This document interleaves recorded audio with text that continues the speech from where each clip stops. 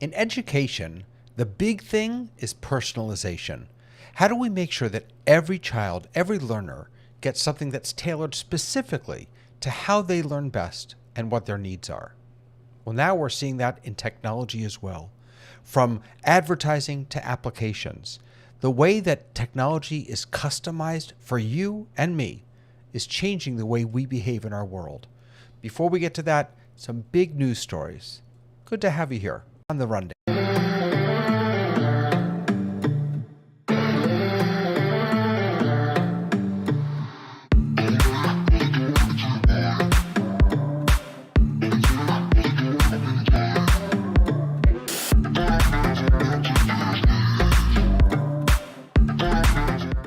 Hello, everyone. Welcome, welcome, welcome. Good afternoon, good morning, good evening. Good to see all of you. Good to see my regular panelists and at least one person who's been here before but came back to visit, which is always nice. But let me just start with my friend Tamara. How are you, Tamara? I am great. It's a little hot on my coast. A little hot. Toasty. Isn't the whole country? Are we? I mean, I'm in Florida, but so we were in the never know if 80s it's last hot. week, and now we're over 100. I don't like that. Yeah. In Florida, see, because I'm in Florida, I don't even know if it gets hot anywhere else because it's just persistently, consistently hot. Oh, Awful. see, we have good temperature here. I know you do. 99% of the time. I know you and do. so I get very cranky when I get very. Atlanta has some nice weather too sometimes, doesn't it, Tony? Absolutely, it does. How you doing, sir? Atlanta is I'm great. Atlanta is we've got a brief Go ahead, say it 3 times fast. a breather from the hot weather. We have a little bit of wind, and it's fluctuating around the 70s. So that's amazing for us. Oh, see, that's gorgeous. That's just beautiful. Now, Lois, you're not too far from Tamara, right? Or no, you're at in the other end of California. You're the other end. Okay, that's like basically Florida to California. It's the same distance. No, it's like I don't know, Florida to New Jersey. Okay. Yeah. But anyway, it's wonderful here, and our average temperature for the month of September is 92. Average 92.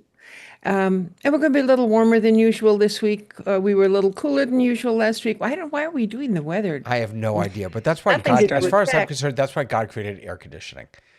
So when it gets hot, just stay inside. Exactly.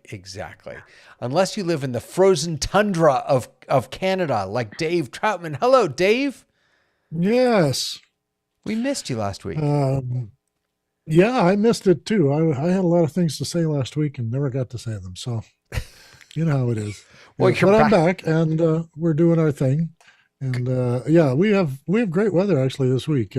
Well, for you guys it'd be about 75, 80. And so, we're keeping up with you guys. It is, But we're getting all the fires and you're getting all the smoke. So, it's just another export with go. a tax on it. It is sort of funny how when you don't have anything scripted to talk about, we all sort of default to the weather. Me too. It's sort of Yeah. Or interesting. how you doing, man? How you doing? Hey, Sky, how you doing? Well, the weather here, Bob, is doing We're fine. getting the weather We report have from 66 everywhere degrees here the in country. the beautiful Pacific Northwest. You can see the sun is shining and the green is everywhere because we had rain this morning and sun in the afternoon. But we are getting that a little gray over the top because your Dave hair? Troutman is sending us his smoke Is that your hair that's going gray? Or on something else? fire. Oh. That's Mr. Salt to you because the pepper's sorry. going away.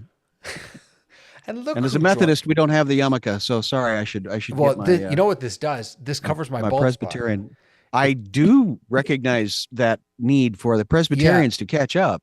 But just saying. The problem is not only does it cover my bald spot, it causes the bald spot, which means my bald spot keeps getting bigger, which means my yarmulkes have to keep getting. I'm going to. Did you ever have a bobby pin to keep it on? Did you bobby pin when it I on? had hair? I used bobby pin. When? Once upon a time, we I don't all have had enough hair for a bobby pin now.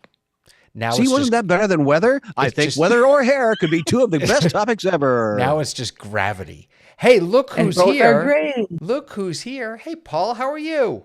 Hey, I'm good, David, and I'm in Hot Springs, Arkansas. As you know, I bounce back and forth between the ATX, Austin, Texas, and Hot Springs. It's 90 degrees, precip 0, humidity 49%, we're getting the full thing. 6 miles per hour.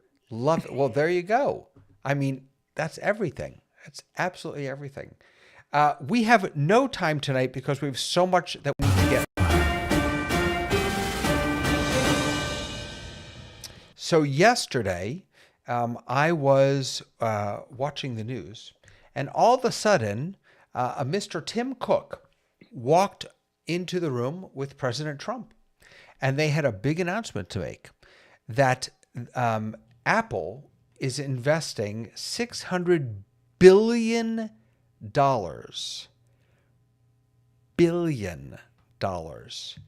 in America. Now, they found it in the couch. They found the couch. That to me is not actually the interesting part of this story. The actual story, by the way, is that we already knew 500 million. They added another 100 billion, and they gave President Trump a nice little present.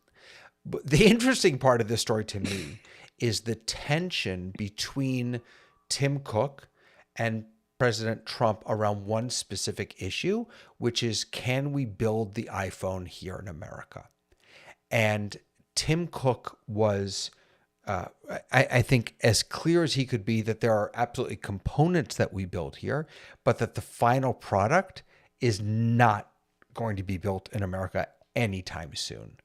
And Trump really, and I don't fault Trump for wanting this. I completely understand the impetus. He really wants that to happen. So they're going to be doing some of their glass, and they're building new factories, and they're building glass, and they're doing all this stuff. It's a huge 450,000 jobs with suppliers and partners, 79 U.S. factories. I don't know. It seems like a pretty darn big deal, unless I'm wrong. Unless this is not really, anything new, and we knew most of this. What do you all think? Well, weren't they going to be investing anyway? I mean, yeah, I tend to. You've heard about that for a long time, haven't we? Yes. So the again, the news here is they added another 100 billion, which I can't believe I'm brushing off $100 billion. But I mean, that's out of 500 billion. Right. Yeah. But again, the question to me is, what are the expectations? That's the question. What are the expectations with all of this investment? Because I think that the government is anticipating that at some point, iPhones will be made stateside. And I just don't think that's a reality. Just not going to. No. Remember back when when we talked about that guy named David McGee, I think his name was, I may be wrong on the name, but the book was Apple in China. And I just basically, read it. Apple's built factories, trained people, and has brought China to such an incredible leading edge that it's almost impossible to even come near what China can do for Apple. So this is going to be a tough uphill battle if Apple's going to try to make iPhones in the USA. You asked what expectations there were. I think in order to answer that question, whose expectations? I think that the announcement and the way it was phrased makes it so that President Trump can say, look what I did. Right. I did all this good stuff. Here's 500 billion. Nothing about it. It was going to be here anyway. So I think the expectation on the part of Trump is that this is going to raise his approval ratings.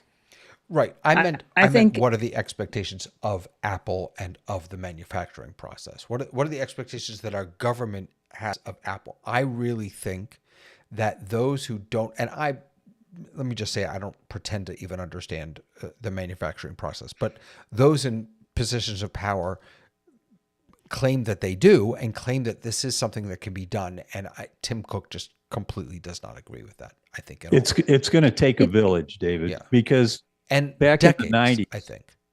Back in the 90s, I was with an outfit called Semitech, and we were like pulling together Motorola, IBM, AT&T, Intel, all the major companies came together, worked together. They all sent folks to Austin. We went from 0 employees to 700 in 1 month. It's going to take an industry-wide effort, not just Apple, but the whole industry needs to come together in a consortium again and do what we did back in the 90s for the next century. Otherwise we're toast if we don't put out a huge effort. Do you think that's right, David? Well, yes, and I think we are seeing some of that. I mean, NVIDIA and Apple and what's the investment firm that's working with Bain Capital? Is that what it is? I don't know. But I mean, so there are some that are coming together. OpenAI is putting together a huge partnership with lots of different companies to, I think they said, what, $500 billion or something investment. Yeah. Wait, If what? you read Apple in This China, guy was going to talk about this. Apple and in he's just China sitting is there. huge. Tamara hit it. if you read Apple in China, the very first chapter of Apple in China really sets the stage for the spin and the misunderstanding that Apple originally had with dealing with Chinese relations. And when I saw this, I thought, this is exactly that. This is figuring out the spin to figure out how to go forward in our country. I don't think there's any chance that in the next, even before Trump's term is out, that there could ever be manufacturing of the complete iPhone in Tamara, America. just to define spin for us, what is your termination? What is your definition of that, please? It's trying to make sure that your business stays stays upright, really, by spinning or just changing the narrative. Well, you and I are in the media, and it is what pays our bills is to help other people's stories get told. And so when your investors are taking their money out of your company, then your stocks, and this is where Troutman's going to come in and save me from my analytical, misunderstandings.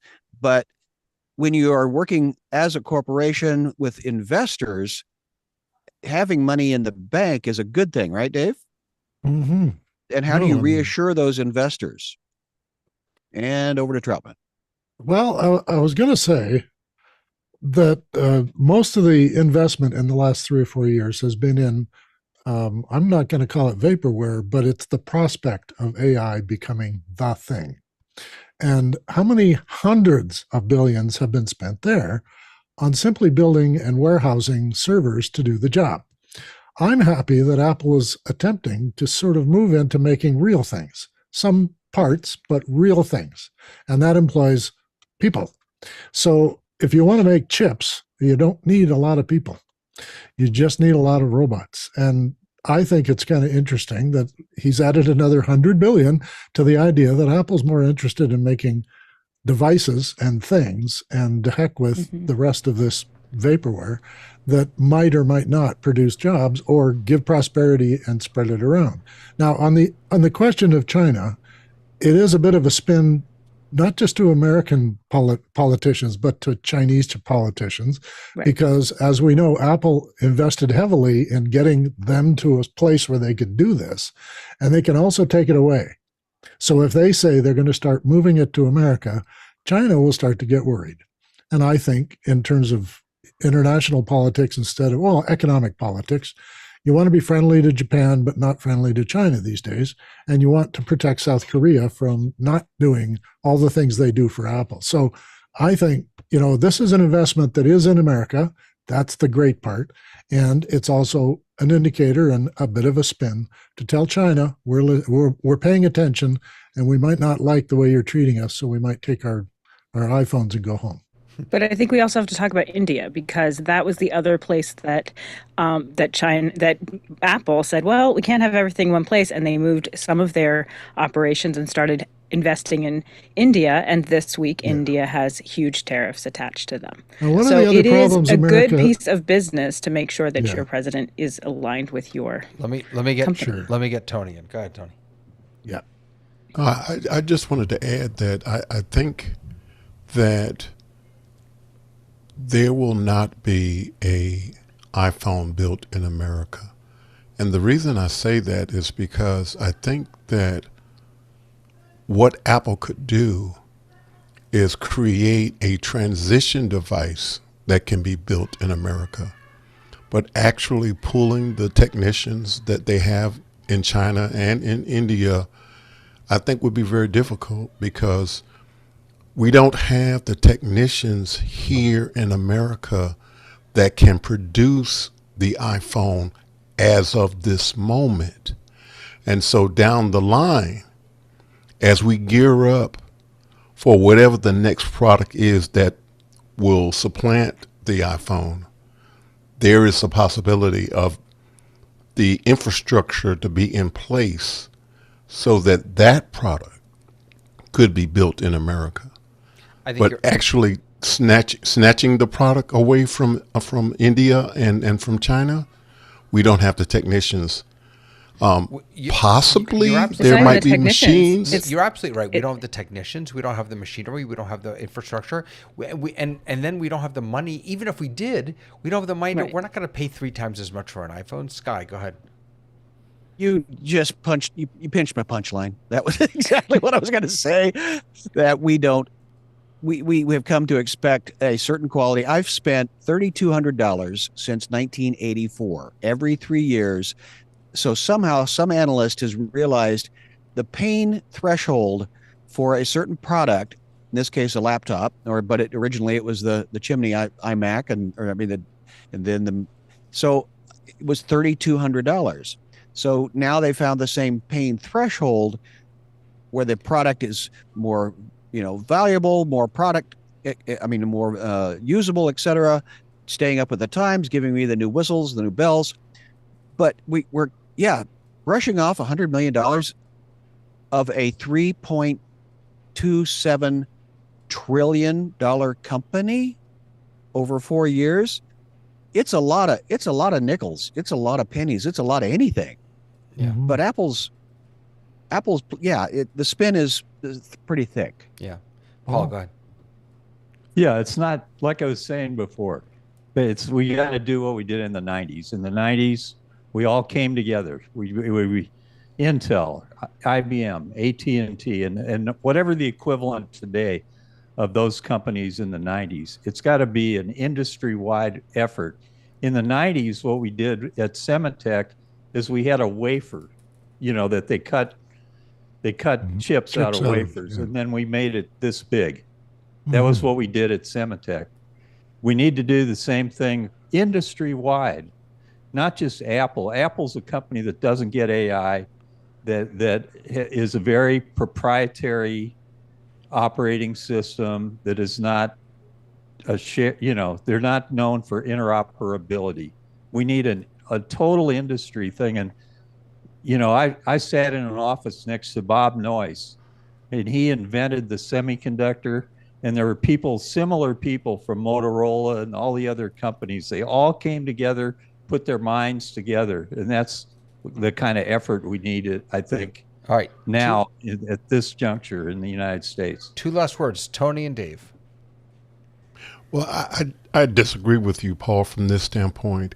I think that, as I said, a transition product might be the way to go. And if those companies were able to come together, I just don't see it. And I think I'm as optimistic as anybody, but I don't see it. And the reason that we are right now, and maybe this is inappropriate to say, but I think we're in a greed conscious society right now. And for all of those companies that came together in the 90s will not come together now unless something changes. Yeah, I agree. Yeah, that's a sad state of affairs, isn't it? Isn't it? Yeah, Dave, go ahead. Yeah. Two items. One is counter to what Paul is saying. In the 90s is the height of offshoring work out of America to China. So you guys got to come together, but the rest of the investors and the major companies like Siemens and everybody else were moving their factories to the cheaper labor area. Secondly, America has stopped supporting small business. And small businesses were where the innovation was and where that training on the ground level was. People learn new things by starting businesses and getting things going, and engineers move into that and make it better.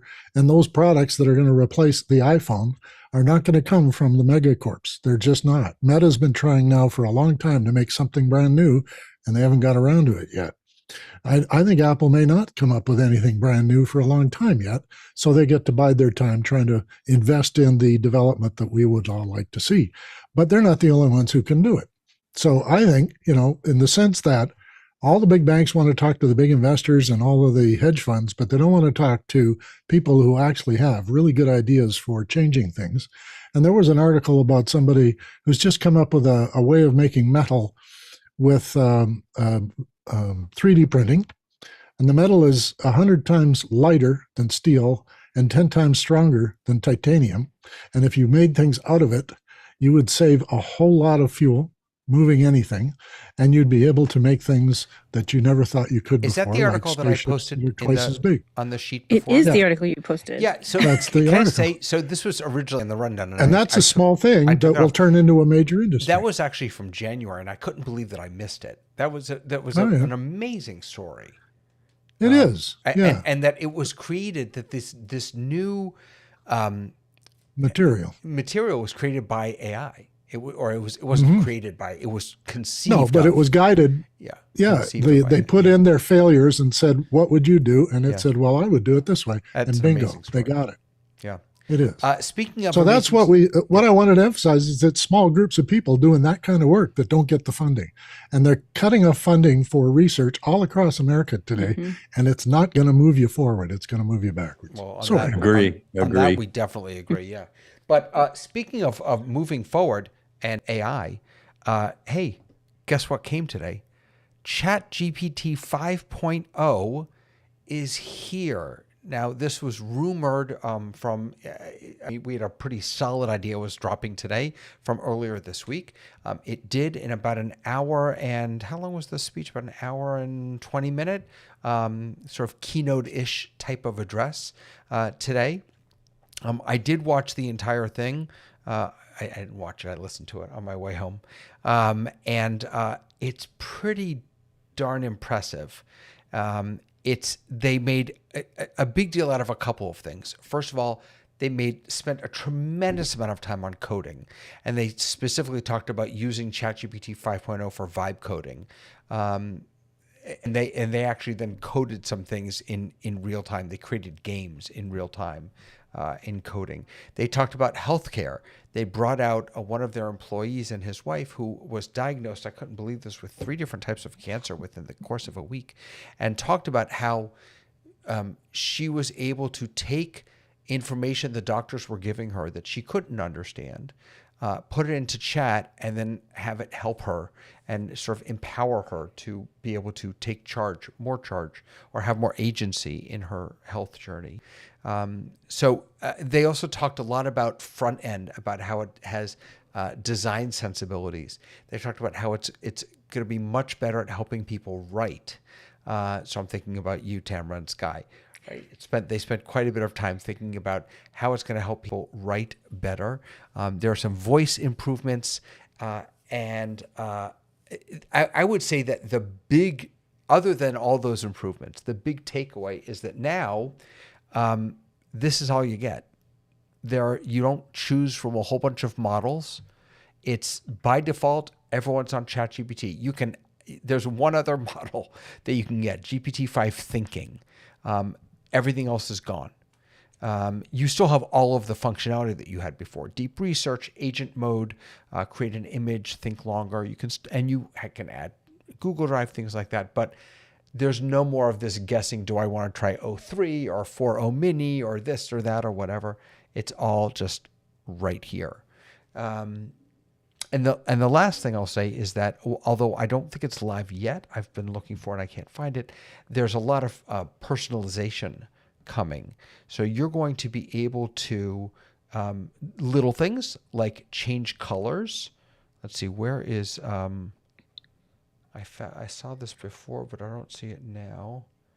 ChatGPT, maybe it's up here. No, I don't see it. But you're going to be able to change the colors of your chat. Here it is. Select a personality. You'll be able to select personalities. Short and witty. This is Tamara's new best friend, I think, picking a personality there. That's what she is. Yeah. It's been letting you pick personalities for a while. Well, no, it had a few. No, you can choose voices. But you could go you could go into the advanced settings and you could tell it how you wanted it to talk to you and what kind of vocabulary you wanted it to use, if you wanted it to be so we'll have snarky, to see how this is different. Yeah, you're absolutely right. Yeah. And I believe that I heard them say that this piece is coming next week. I haven't been able to see that yet. I still can't find it. I have all the other ones. Yeah, you may just need to do a hard refresh of that page. I'm not sure. Probably. But how expensive is this? So this is part of what's amazing, Lois, is that it's free. It's available for everyone. So let's just walk through this. So first of all, when GPT-5 launches, all of these models are retired. 4.0, 4.1, 4.5, O3, O3 Pro, O4. I mean, all of them are just gone. Oh, that's interesting. I didn't know this. Voice mode is still powered by 4.0. That's interesting. Here are 4 distinct personalities, or use the default personality in your customized. I want the mother-in-law personality. The mother-in-law. See, I don't think voice is, no, that's still that. I don't think I have, no, I don't. I'm looking to see if I have that, the ability to do the. Can we get a rabbi personality? Yeah, that's what I want. Something like exactly. That. No, I don't have that here yet. Let's see. Well, it could be this. It could be that. It could maybe. I don't know. Wait a second. You know what? You went there. I do have this. I did see this, and I couldn't believe that this would actually be it. Cynic, robot, listener, and nerd. Robot does not mean that it's talking like a robot. It means precise, efficient, emotionless. Wait, I did see these. Personalization. Where is it? I know I saw these somewhere. Yeah. Here it is. What personality should ChatGPT have? So you have to go into personalization, custom instructions, then what personality should GPT have, and then you can choose it here. Cynical and sarcastic, efficient and blunt, thoughtful and supportive, exploratory and enthusiastic. cheerful and But adaptive. right now you can put in, if you go into the, because I have the old one, if you go into, you click on your little name, you go to customize ChatGPT, Right. you can tell it what traits you want it to have, and you Right. can Well, you already, can still do you can, that. Right. I have that here too. I want clear, yeah. concise answers, be kind but honest, need support and constructive criticism. I want to grow and get better. That's what I told it to do. Okay, so we'll have to play with the personality thing. I don't know.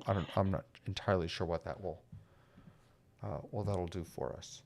But this seems to be a pretty big deal. I don't know. What do you all think? Any thoughts on GPT-5? Well, Go ahead. I tried it out. I actually tried it out, and I told it, "Hey, I'm going on this show tonight. It's called, the rundown, and here's the people on it, and here's where you can find them." And then asked it to write a poem about the show. And I'll give you just a couple of examples. Bear with me, okay? Tamara Pika glints with AI dreams in her eye.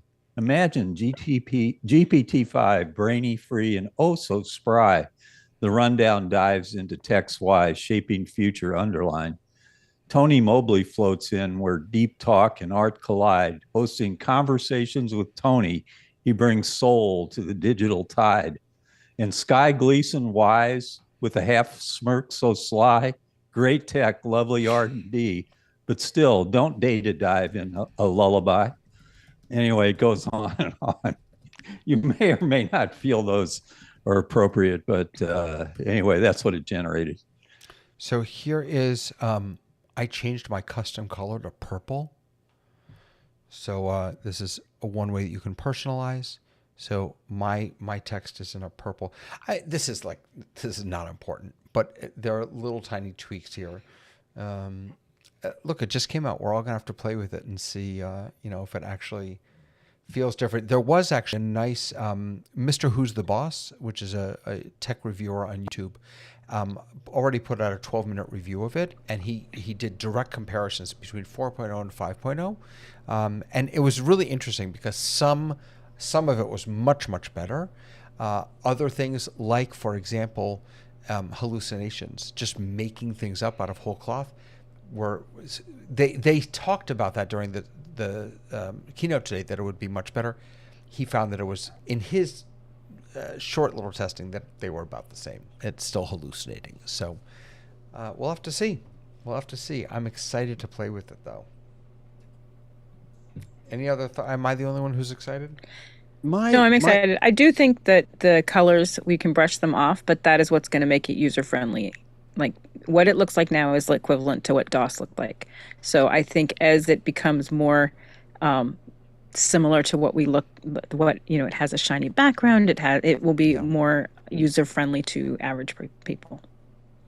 If I had to rank all the AI models that are out there right now, my number one model is Gemini, and I think this model has moved up. Oh no, Paul. Disagree.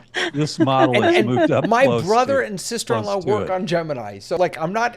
I mean, I like Gemini. I don't know why. I like Perplexity. I like Grok for doing money things, and I like Gemini because Gemini can see all my Google documents and Drive and stuff that I have. So that's why it's relevant. Just so you know, OpenAI can also, if you click on the plus button on any chat, you can directly add from Google Drive. But if you go into agent mode, or is it deep research? If you go into deep research, you can connect Google Drive, and then it will end Google Calendar and GitHub and Gmail. And Gmail is actually new. Yep. That's a new one that they just added. You can turn all of these on, and it will search everything.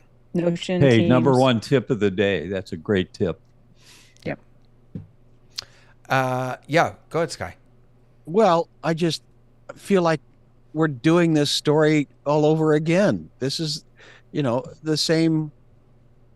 Oh, we've got a shiny new thing, but 99.8% of the population don't care because whatever they're told to use is what they're going to use. I believe the quote was from Steve Jobs. People are going to like what I tell them to. because he's going to tell them what they're going to like. You're right. And we did. In this so case, what I thought would be Tamara and I are actually going to be doing quite well, because we will get in there and manipulate and be the middle people, and this will be the backbone to the thing. But I also thought about the TRS-80. Does that ring a bell to anybody? It's the original Radio Shack. Oh, that company that has now long gone out of business, but it gave you the ability to do all the modifications yourself. But people don't want that. They just want a one button fix my which toaster. Is exactly why the simplification of 5.0 is so important. Absolutely. Yeah. Well, and also the three 18 different versions, they can't support that. Right. So, well, and also the fact that 3 was the more advanced version to 4. I mean, it was so confusing that you really had to like know everything. And this just lets you, assumingly, it's taking the information and going, I'll use 3, or I'll use these tools that make sense for this prompt. Yeah.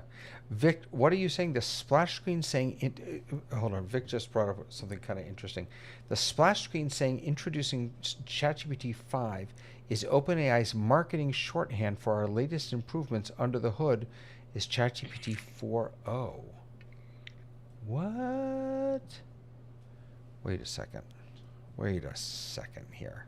What is he saying? What's he saying? I'm not sure. Capture the splash screen of when you launch. He's saying that the 5 is really 4. Is that what he's saying? Well, it says that it's 4 for the audio, for the mic one. Yeah, for the audio. Yeah. All right. Well, I'll let you, Vic. I'll let you throw something else in there if you want to help us understand that better. I'm excited. I'm going to play with it. I rely on this. Oh, that's what ChatGPT told me. Okay. He used ChatGPT to talk about itself. Of course. And there we go. I think there we go. One of the things that I've heard a few people say is that this is the dumbest AI we'll ever have, and that to me is really exciting because it's only going to get better. All right, moving on and moving up. One of the pieces of this that struck me was that personalization piece, the colors, the personalities, even having access to my calendar, having access to my email, or giving it access. It doesn't just have it. All of those things make this tool more appealing, I think, than any other tool. If I go into Paul, if I go into Gemini right now, even though I'm a Google hardcore user, it doesn't know as much about me as OpenAI does because of the way that I've been using OpenAI recently. And so that personalization, that knowing of me, is incredibly sticky. It makes me stay right here with OpenAI. And so tonight we wanted to talk a little bit about what that means, what it means when the whole world and all of our technology is customized and really hyper focused on us. And I want to start with, this isn't so much a technology question, it's more of a question about marketing in general. But I don't understand people who don't want targeted ads. Maybe someone can explain that to me.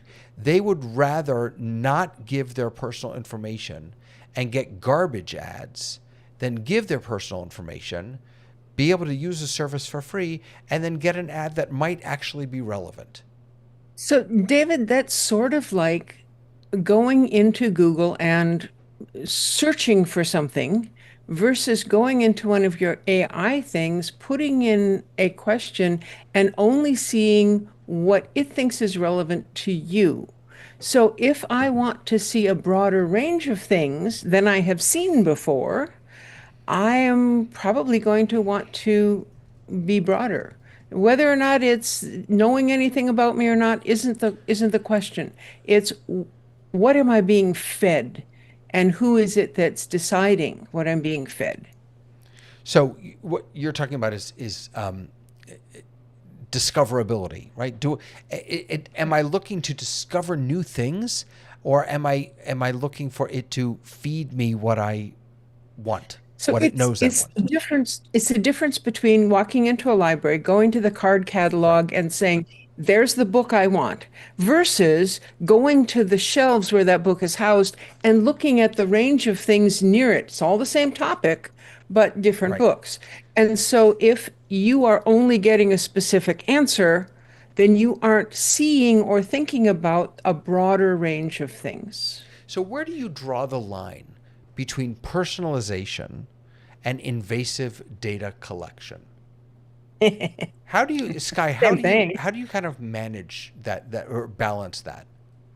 Well, I've been introduced to the concept of critical thinking. And again, in Madison Avenue does not want you to think, they just want you to respond because it's more efficient. They get your money, less challenge for them to get it. They provide a service. Is it at the quality you want? And this is where I think Lois is a free thinker. She doesn't want other people thinking for her. She's been brought up in an attitude of being responsible for fellow humans, and I think it's the lack of trust because of the bad elements of this conversation that abuse the systems. So it is a fine line, but I love systems. I love infrastructure. When I go to the light switch, I want the light to turn on. But do I want to go over and learn how to wire it? Do I want to learn how, where the power comes from? It's how much responsibility do I want to take for that opportunity to go flick that switch? So I'm with you, Dave. I like targeted ads. If I'm going to be forced to sit through 2 minutes of something, I want it to be 2 minutes of something I'm interested in. Right. I will tell you where the one thing that happened on Facebook a while back, I don't even know if they do this anymore, but I was scanning through ads and an ad came up for Target. And it was fascinating because it took a picture of a friend of mine to sell that product to me, which I was like, wait a minute, let me look that up. And sure enough, if you go back in the settings, you can turn off your permissions for them to take your pictures that you have put up and put you into ads. And that's where I definitely draw the line. I do not want to be selling products to my friends. You may certainly market to me. You can do it without my friends. And so that was one of the times where I was like, this crosses the line for me, is you using what I have uploaded to sell things to people in my list. Can I just play sort of devil's advocate, not really devil's advocate? So I don't know that I've seen that, but what I have seen is an ad that comes up, or a paid promotion comes up, and it says above it, your friend so-and-so follows them or endorses this. And, yeah. Right. And that actually is helpful to me. Like I like. I don't Aren't there disagree rules with about that. endorsement? Didn't knowing Hollywood set this up where there are rules for endorsements? You have to have used the product or own the product or whatever before you can endorse it. And my thing could have been a flash in the pan. They realized that was not a good idea. But that was where one of the incidents in the course of my online journey that I was like, absolutely not. I don't mind seeing, so-and-so works here, or, David follows this. Okay, I do find that to be helpful. I don't have any problems with that. But I do have a problem if you take my photos and use me to sell a product to my friend when I have not even followed you. I didn't do anything with you. There is, in real life, not online, lots of situations where you visit someone and they've got this fantastic tea kettle. It's so neat. And you go, where did you buy that? And they tell you the manufacturer and everything. And because your friend enjoyed this thing and you liked it, you went out and bought one. That's normal. That's human. What I want, though, is when I get that tea kettle, I want to be able to look at other tea kettles and compare them myself. I don't want to have something ordered for me when I didn't choose it. So, okay. So I think what you're what you're bringing up for me, Lois, is a question of bubbles, and Bubbles? bubbles, like what are they called? I'm blanking on the Filter bubbles. filter bubbles and echo chambers, right? Which you wrote in our doc. Please define that. So Yeah. I'm with you. So one of the things that personalization has done is it has created, it has put each of us in a bubble of the things that we like, right? So it knows what I like. And so it surrounds me with those things because it knows that I'm going to press buttons and it's shiny and it's exciting. And so it's created these sort of these echo chambers where my own voice, my own desires, my own wants and needs keep bouncing off the walls right back at me. All these advertising platforms and social media and websites and apps, they're all just bouncing the same things back to me. And I'm missing out perhaps on what you're describing, which is a broader perspective, a more holistic look at the world. It's not just with me though. It's with me and Tamara and Sky. So if we all are friends on Facebook or Instagram or wherever, and we share somewhere, we're going to be in our own little bubble. We've seen this in politics. We've seen it we've seen it in lots of different places. So there's a real struggle, I think, in that line there are a number of lines. There's the line of personalization and privacy, and then there's a line of personalization and discovery, which is, I think, Lois, is what you were talking about. Dave, go ahead.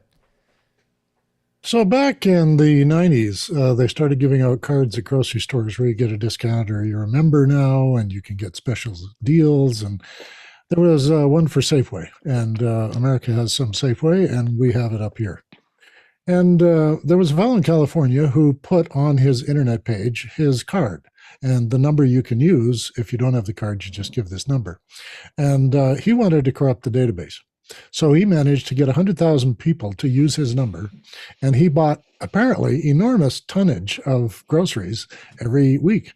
And he was able to sort of make it so that they couldn't figure out who he was in the midst of all these things. Now, we all collaborated with him in this little venture, but it said to me that if you're going to have me tracked, if you're going to try and chase me around to show me things I might be interested in, I would like to get authentication that this is actually happening. And I haven't found that yet. I have a grocery card and it's tracking what I buy and it's making sure it's on the shelf when I get there. And that's supposed to be what it's for. But when it starts interfering with my regular life where I'm not doing shopping, then I have a problem with that. Now in customization, I would like to be able to arrange the buttons on my apps.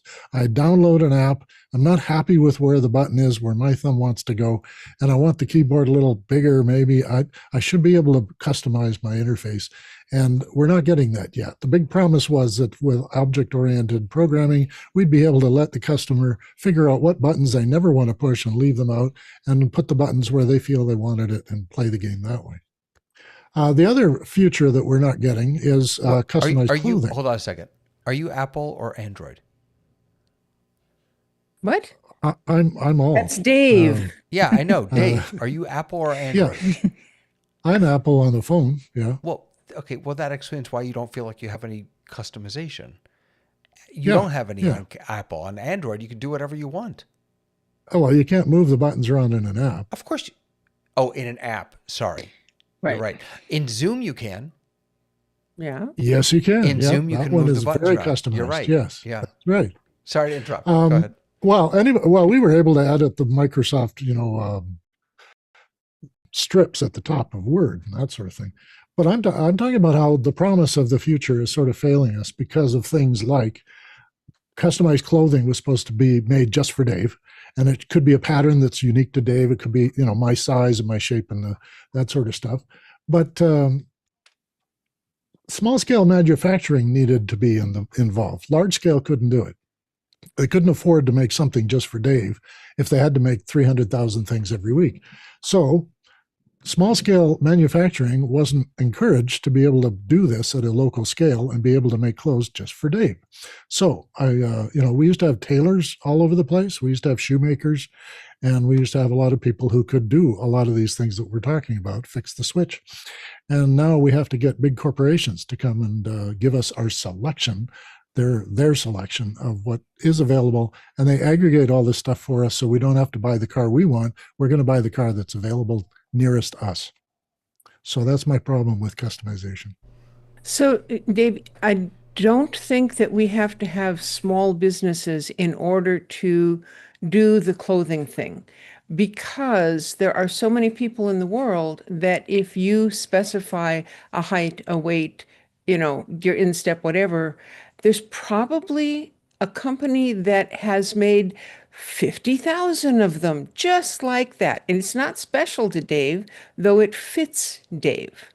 I see a lot of ads on my game on my phone, and there's many now that are doing things customizing to you.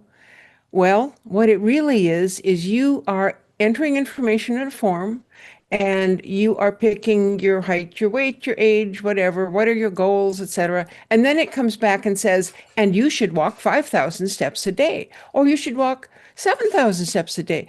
And it makes you feel as though this was done for you. It wasn't.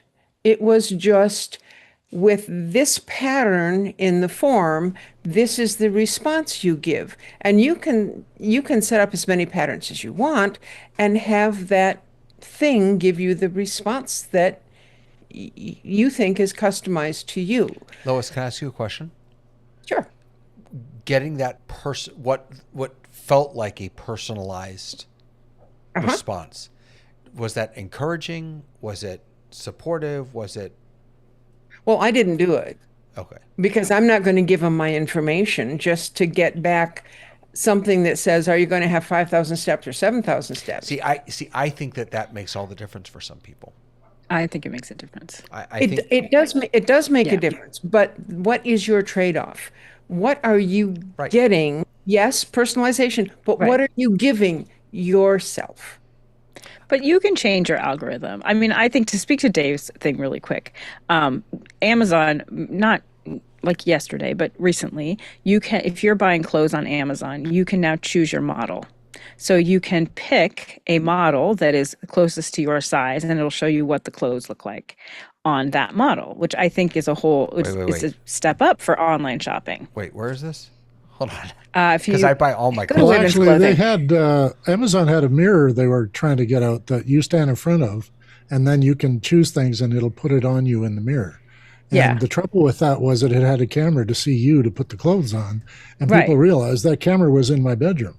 So they didn't really like having the mirror in the bedroom. Now, if we have a dressing room or a walk-in closet or something else that's a little more small and private, go to women's clothing, David. Oh, yeah. No, my wife buys online all the time, and she loves the places that have different size models modeling the stuff because she's a strange shape herself. Wait, how do I do this? Go to women's clothing for sure. Well, I don't need women's clothing. I want men's clothing. Well, I don't know if you that's have where men's it is. clothing. I don't shop for men's clothing. Okay, let's do some pants. I think you have to choose the model before you get into that. Oh, you think so? Don't you? Mine is at the bottom. So if you scroll to the bottom, you should be able to see.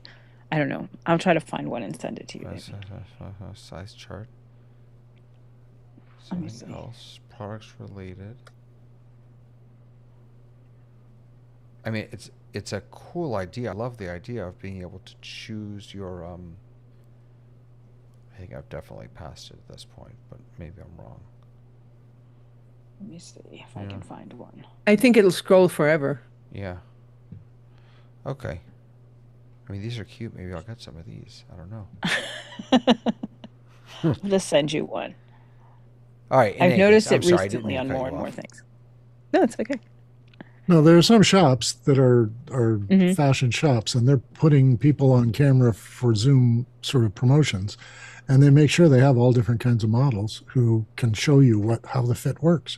And they also ask the models to talk about how it feels to wear it, which I think is really important, because that's the other layer that's missing in these kind of mediated experiences.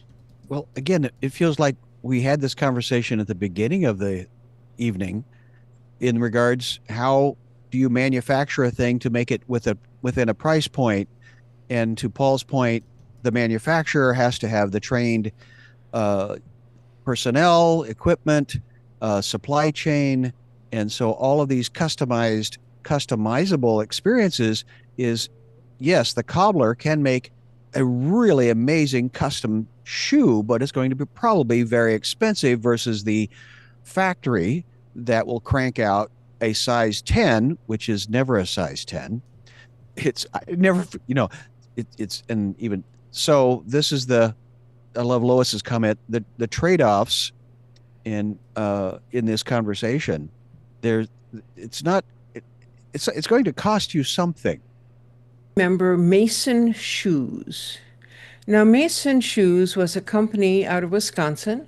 Back in the 70s, I was one of their distributors. They had anybody over in the world who wanted to could sell Mason shoes. And what you did is you went to the person's house and you took an outline of their foot and you had the catalog and they chose what style they wanted. You sent all that information into the company. Now, the company didn't build a shoe from that footprint, but they found the shoe that that footprint would work with. And that's what they sent to your friend. We could still do the same thing. Wait. There was a story. I'm looking it up. Yeah. I think it was this week. There were some airline CEOs that were they were in Congress, and so after I'm just reading that this is from truthout.org. After Delta Airlines faced public backlash for expanding its use of AI to set fares for passengers, the airline sent a letter to federal lawmakers on Friday denying that it uses personalized pricing. But many airlines led by Delta, the nation's largest, are working with AI consulting companies that boast of their hyper-personalized price setting. The new airfare price is part of the airline's industry's long-standing experience with big data-driven pricing strategies. So what is this? What does personalized pricing mean? Well, it means surge pricing when the demand is up. That's easy. And also, how much the plane can carry in terms of weight. No. And so the price of your ticket may depend. No. It's more than that. Personalized pricing. The contention or the argument, the pushback from federal area lawmakers. Code. They want my area code, yeah. Is that it's because it will know me. Yeah. It will know my job. It will know how much money I have. It will know my frequency of travel, and it will know my gender, my race, and that it will set prices for me based on that information. Hyper-personalization. Once upon a time, I commuted weekly from Seattle to Burbank every morning, Monday morning, and then every Friday night I'd fly back.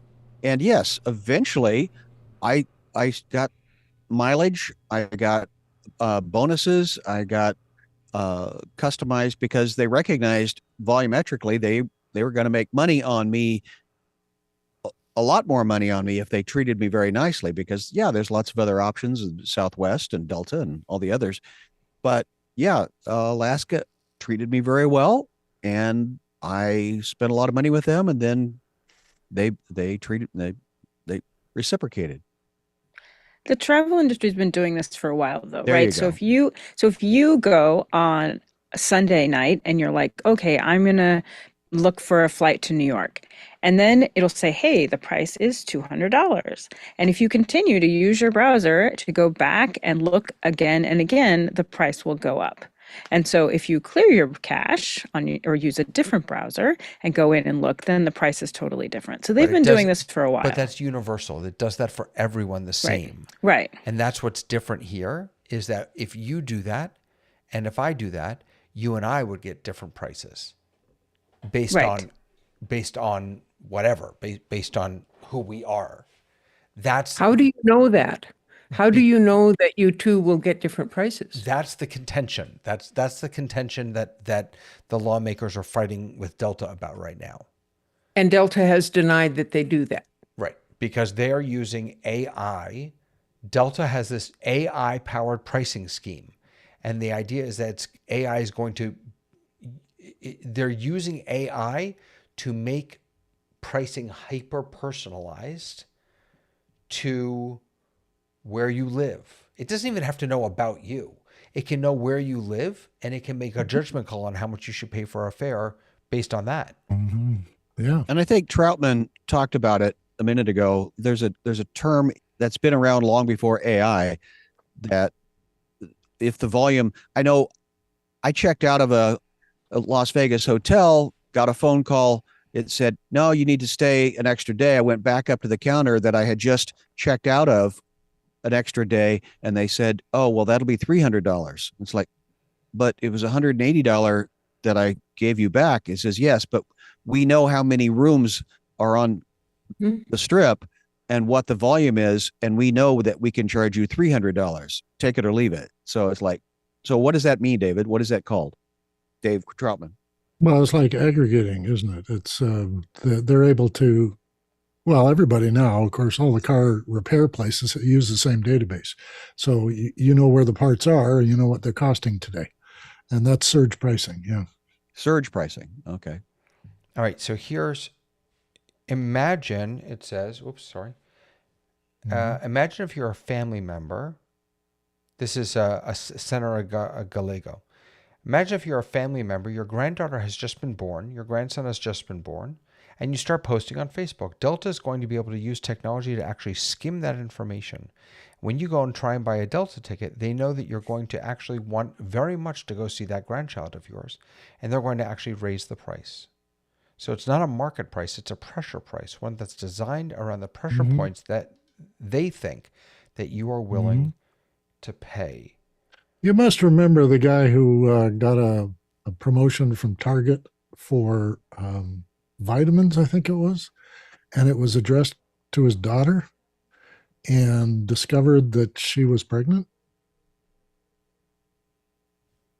I don't know that story. So it's a certain kind of vitamin is, women are supposed to take these supplements when prenatal vitamin. Yeah. And Target had, of course, gotten an order for this because they knew his daughter was pregnant. They knew and offered this deal to him on a product they knew she was going to need.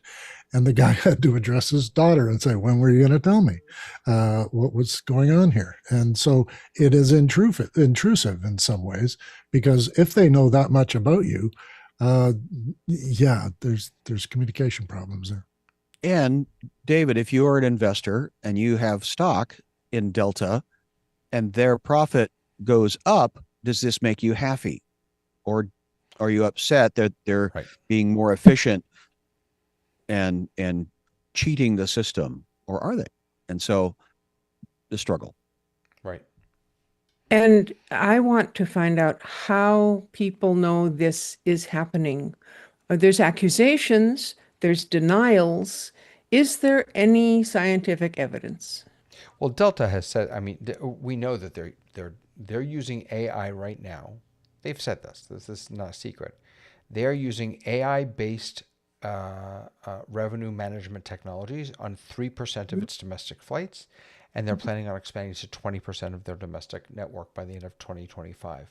They're in a partnership with a company called Fetcher, Fetcherr, which is an AI pricing company, and I don't know anything about them.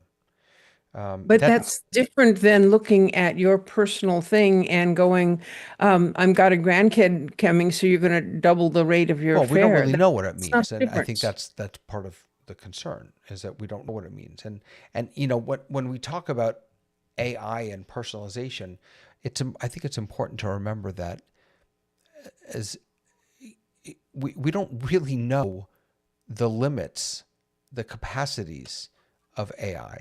We don't, because it's not a perfect tool, and because we don't fully have control over it, it can still make stuff up. It can still get. I think I don't know. Look, again, I'm all for personalization. Take my data. I don't care. I would much rather have a website or an app or a something feed me something that's meaningful to me.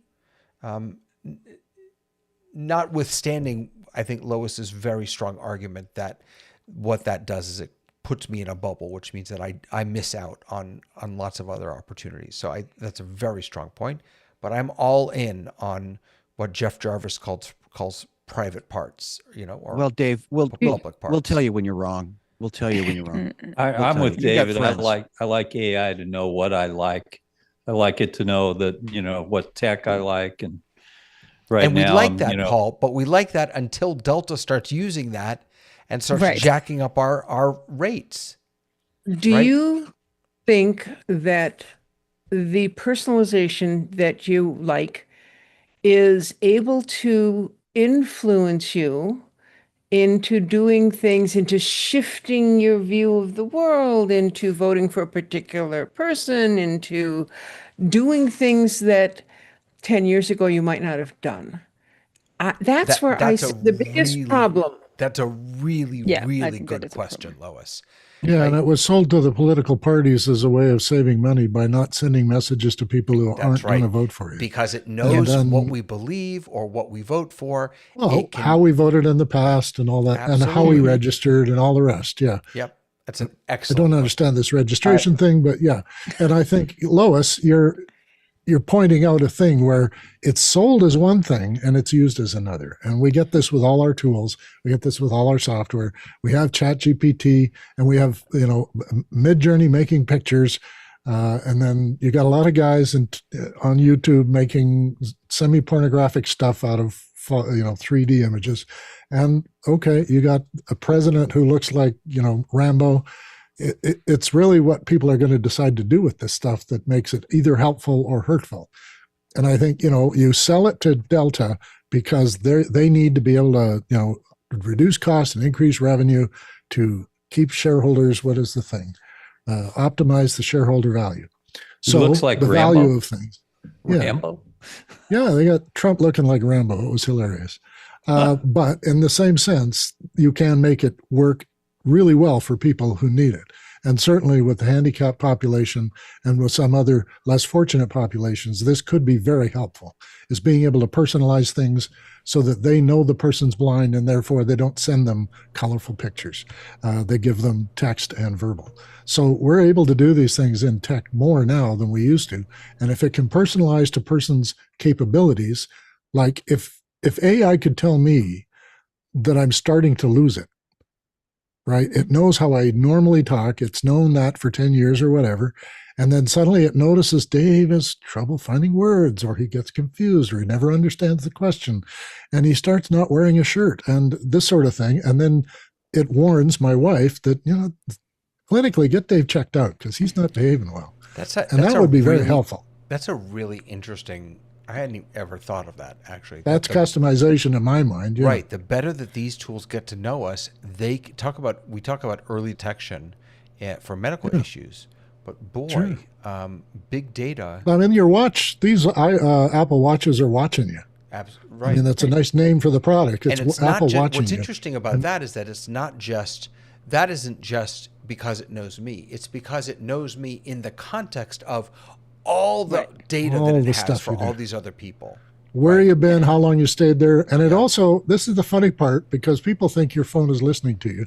But, and I may have said this before, I was in another city looking at my friend's new telescope, and the advertisers knew that our phones were in proximity and thought I was interested in telescopes and started sending me targeted ads for telescopes because my friend got one. So they're not listening. They're just putting all the adding together. They're aggregating together, and all these red flags pop up. Dave wants a telescope. I think it really does speak to the fact that we do have to stay on top of things. So, for example, people put everything into ChatGPT, but you have to opt out of any of your chats being used as training models. So otherwise, people think, hey, I can tell ChatGPT all my deep, dark secrets. But if you don't opt out of that, then your deep, dark secrets are searchable. Oh, then God, this drives me crazy. Then don't tell your deep dark secrets to ChatGPT, for God's sakes. I mean, like, come on. Or But what if it asks children? you? Right. What if it asks you for that information? But what I'm saying, this is where AI psychosis starts. It starts to be really friendly with you, and it starts to invite you to expose yourself more. Maybe but again, because as Dave, I'm you always are aware someone of what who, I say, but I just don't say stupid things to ChatGPT, and so we're not worried about you saying stupid things to ChatGPT. Because you know where God is, and that's fine. But see, people think God is in ChatGPT, and right. they're going crazy doing it. And that's really where I've known about, we've been talking about filter bubbles for a long time. We called it the Google bubble for a long time. If you know that exists, then you can actively change it. My TikTok changes weekly to drastically things. I'm like, wow, I'm on that side of TikTok now. I don't even believe in anything to say. How long do I want to stay here? Right? So you're someone who is like, I know I'm willingly giving away information. It's an exchange that I have agreed to. You have made that agreement, and the things that you're not agreed to, you go in the settings and you just, opt out. The problem is that the average person does not understand how it works. They're not going to understand how it works. And we are seeing a fracture in our society based on the fact that people don't have accurate information in a promise that we were going to be more global and more connected. And that's where the real issue is. And my anxiety is my brother in Kansas was complaining to me because he watched a political commercial and he says, did you hear what this person did and what that person did? And this is during the political season when I was making those commercials for both sides of the argument, because I was the video editor and I was getting paid to drive the machine, and one side would come in, talk about Bob, next side would come in, Bob's horrible. The other side was, Bob's amazing. And then I would hear my brother middle of the United States go, have you seen Bob? And it's like, oh my gosh, people listen to the advertisements and they believe what they're being told. And this is my anxiety in this conversation, is to Tamara's point, the general populace that isn't in media, that isn't in this conversation, that doesn't have these dialogues, that because for a bunch of reasons. We do too. Like things look real. It takes a special kind of ignorance to know that you can say, "Hey G" or "Hey S" or "Hey A," Alexa, and that it will respond, and to not then be able to conclude the devices are listening. I mean, that takes a special kind of ignorance. So I'm sorry that it's not about the ignorance. It's not about listening. I don't think it's an ignorance problem. It's really not about the ignorance. It's about where people are in their heads. And by that, I mean the struggles that you and I, people in this conversation, are not going to be, as already said, the people who are exposing themselves to AI. And for the most part, those people are in crisis, whether it's a lack of faith or it's a lack of support, social structure. People are in pain. And so when they share things with AI, they're sharing it because they see it as an outlet for their frustration. And because they are doing that, they're really not concerned with the consequences of it. What they're trying to do is, we're in this immediate gratification world. And so that is what they're about. They don't care about down the line that this could be used against them in terms of employment. They don't care. What they want to do is have their situation resolved. And so I can share what I need to share with AI and not have to pay $500 to sit with a therapist. And the AI is going to give me the answer that I want. And so it may not be the best answer for their health, their mental health, but it's going to give them an answer. And so we are supposing that they are concerned about what will happen down the line or the immediate future, but they're not. They want a resolution to the particular issue that they're dealing with at that time. And whatever happens down the line, so what? I need this fix. You know, almost like a drug fix. I need this fix. I need it now. And I think that people make assumptions. Like, look, you assume that Alexa is listening to you, and of course, because it can't respond to you if it does not have a microphone, does not have a way to listen to you, and so you're opting into that. What you're not opting into is 3 years down the line, when they use that technology in a new way that was not part of what you thought you were opting into, and then that's what's happening. And we know, because we're tech people, that, hey, if you want to play in that world, you are giving up almost everything. Like, you just are, and you're making a choice to do that. But that's the question that's always on the table, because they can start doing that, and all they have to do is say, well, we have an opt-out button, we just didn't tell you about it. Yeah.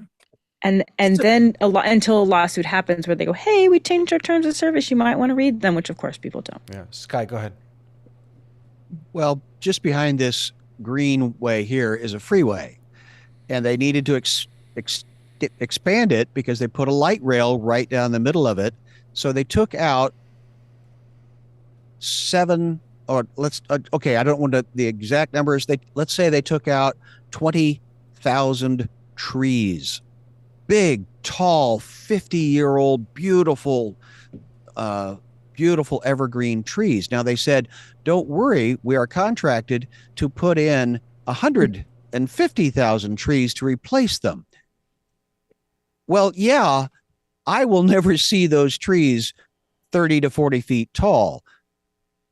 Contractually, again, we're in the state of Washington, so there are people that care about things that are green and the environment. So that's the price we paid for transit system was, it's a lot easier to bulldoze a tree down and put a freeway in or a light rail system in than try to go in between all the trees. So there was the trade-off.